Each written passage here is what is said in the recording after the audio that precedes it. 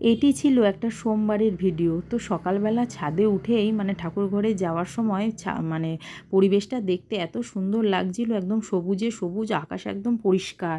তো সেই জন্য একটু তোমাদের সাথে শেয়ার করলাম। যাই হোক, সেদিন না সোমবার দিন যেদিনকে ভিডিওটা, তো সেই দিনকে পূর্ণিমা এবং জগন্নাথ দেবের স্নানযাত্রা দুটো উৎসবই একসঙ্গে পড়েছিল। তাই সকালবেলা না ঘুম থেকে ওঠার পর থেকেই মনটা যেন কেমন একটু পুজো পুজো করছিল, যে কতক্ষণ একটু ঠাকুর ঘরে গিয়ে পুজোটা সম্পন্ন করব। আর পুজো তো আমরা রোজই করি, কিন্তু এই বিশেষ দিনগুলোতে না ঠাকুরের জন্য যেন একটু বেশি মনটা টানে, তাই না? যাই হোক, আমার তো এটা হয়। আর তারপরে মোটামুটি সকালবেলা যেহেতু সোমবার ছিল, সেহেতু মেয়ের স্কুল তো থাকবেই। মেয়েকে আগে সকালের কাজটা করে নিলাম, মেয়েকে রেডি করে আগে মেয়েকে স্কুলে পৌঁছে দিয়ে আসলাম। দিয়ে তাড়াতাড়ি বাড়িতে এসে তারপরে নিজে স্নান টান করে কিন্তু চলে গিয়েছিলাম ঠাকুর ঘরে। আর যেহেতু মানে পূর্ণিমা ছিল, সেহেতু একটুখানি ঠাকুরকে আমাদের গুরুদেবের একটুখানি পূর্ণিমার দিনকে সিন্নি দিতে হয়। তো সেটার একটু অ্যারেঞ্জমেন্ট করার দরকার ছিল। তো সেই জন্য একটুখানি পুজোটা দিতে সময় লাগবে। আর যেহেতু হাজব্যান্ড সেদিন বাড়িতে ছিল না, সেহেতু সকালবেলা ব্রেকফাস্ট করার খুব একটা তাড়া ছিল না। তো সেই জন্য আমি তাড়াতাড়ি আগে ঠাকুর ঘরে গিয়ে পুজোটা সম্পন্ন করারই চেষ্টা করছিলাম। দিয়ে দেখো সকাল সকাল, আর সকাল সকাল পুজোটা হয়ে গেলে কিন্তু মনটাও ভালো লাগে, তাই না?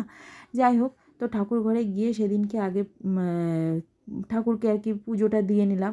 আর জানো তো, আমরা প্রতি পূর্ণিমায় এই সিন্নিটা দেওয়ার চেষ্টা করি, যেহেতু গুরুদেব পছন্দ করেন।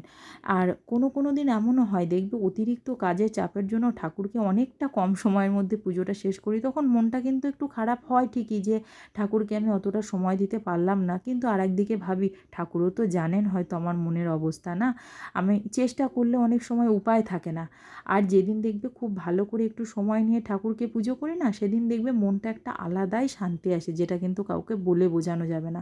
সত্যি এটা তো সেদিনকে মনে হয় কি, মানে মনটা যেন কেমন হালকা হয়ে গেল, খুব ভালো লাগে।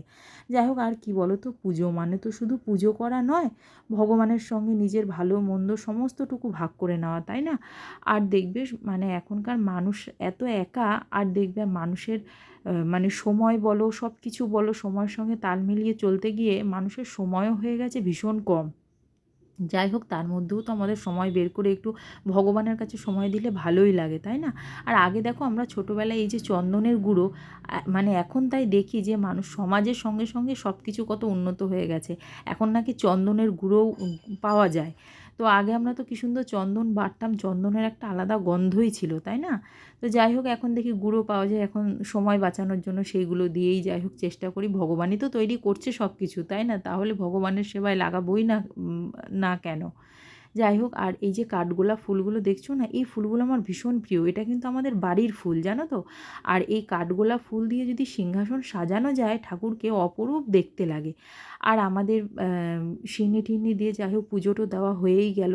কিন্তু এবার অনেকটা দেরিও হয়ে যাচ্ছিলো, মেয়েকে স্কুলে আনতে যেতে হবে। তো তাড়াতাড়ি পুজোটা সম্পন্ন করে আমি রেডি হয়ে মেয়েকে আনতে চলে গেলাম, মেয়েকে নিয়ে চলে আসলাম। তারপরে লাঞ্চটাও সেরে নিয়েছিলাম। তো যাই হোক, লাঞ্চ সারার পরে মেয়ের যেহেতু পরীক্ষা চলছে, বিকালে একটা পড়ানোর তাড়াও থাকে।